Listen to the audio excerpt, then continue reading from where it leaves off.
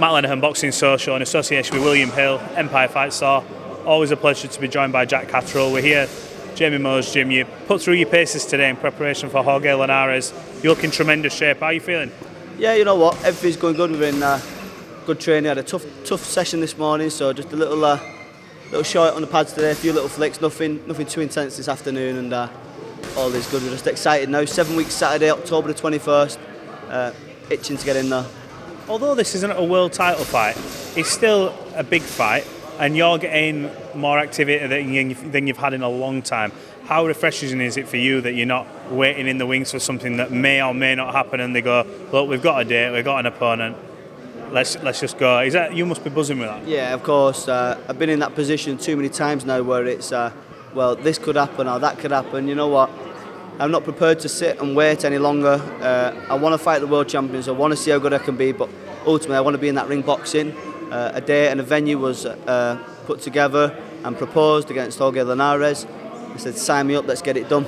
Now, he's a big puncher. What do you expect to see from him? Because the last thing that does leave you is that punch power. And forget who he's lost to in the last few fights. They've all been at that elite level, which you're going to want to challenge at. The last thing to go is that power. What are you expecting from him? Of course, I'm expecting him to prepare well for the fight. I expect it to be...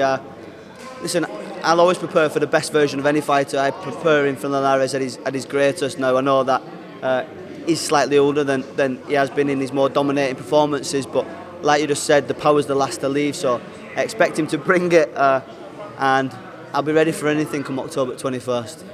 Have you got to make a statement on that night? I feel like you're working your way back up to that top table of you want that world title shot. Have you got to put in a dominant display against him on that night? Listen, I've got to beat him convincingly to then be talking about potential fights. Forget any potential fight right now. It's Linares or nothing, and I need to go in there and do a job to be able to be involved in these next group of big fights. There is a group, and it is sort of, it's taking shape a little bit now. Obviously, you're not looking past Jorge Linares, you'd be daft, so there's too much at stake for you, but we're looking at a Haney-Prograis potentially back end of this year.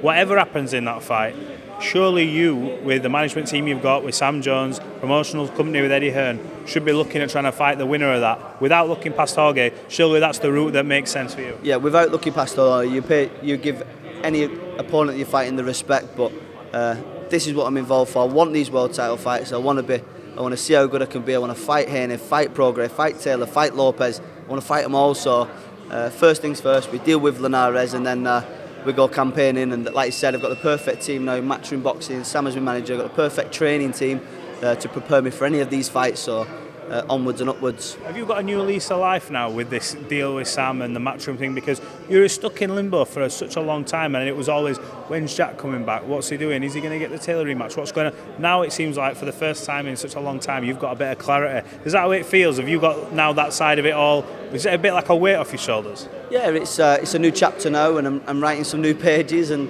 it's exciting. I've got the stability. I've got a promoter that's backing us. He's headlining us in a city that's close to where I'm from. I've got a manager that's doing the job outside of the ring, negotiating the deals and doing the right stuff that needs to be done for me to have a career with momentum and with activity that will lead to big fights.